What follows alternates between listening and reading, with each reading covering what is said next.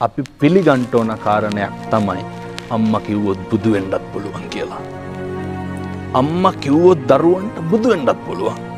අර මතකද මාතු පෝසක ජාතක කතා වස්තුවේ නැව කැඩුනට පස්සේ අපේ බෝධිසත්වය අම්මා කරේ තියාගෙන ගව් 7ක් මහ මුහුදේ පීනගෙන එනවට.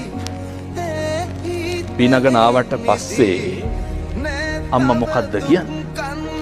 අම්මා කියනවා පින්නතුනේ මගේ පුතා මතු බුදු වෙන්න ඕන.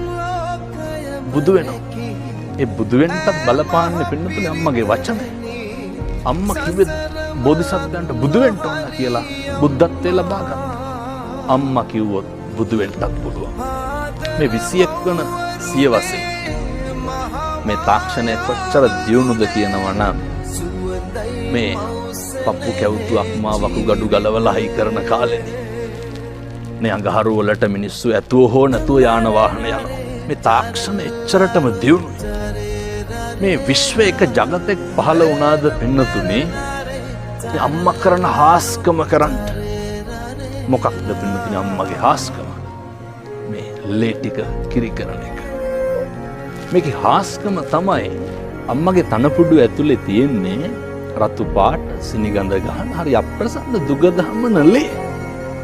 හැබැයි මොන జగතද මොන විද්‍යාඥයාද කිව්වේ මේ රතු පාට සිනිගඳ ගහන මේ ලේ ටික සුදු පාට හරි ගුණයි හරි පෝෂණීයයි හරි රහයි මේ මට්ටමට පරිවර්තනය වෙන්නේ කොතනින්ද?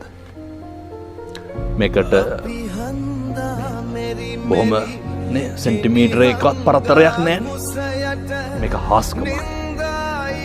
අපේ අම්මා කෙනෙකුට විතරක් සිද්ධ කරන්න පුළුවන් හාස්කමක්. තනපුඩු ඇතුලේ ලේ තියෙනවා. ඒක එළියට එනකොට අමුතුම පරිවර්තනයක්. මේක සමාජයේ තේරුම් ගන්න ඕනේ. විද්‍යාගාරයක මොන සංගතක දාලවත් හදන්න බෑනේ. හදන්න. ඉතින් මේකට තමයි අර අම්මා බුදු වෙන්න ඕනේ කියලා කියන්නේ.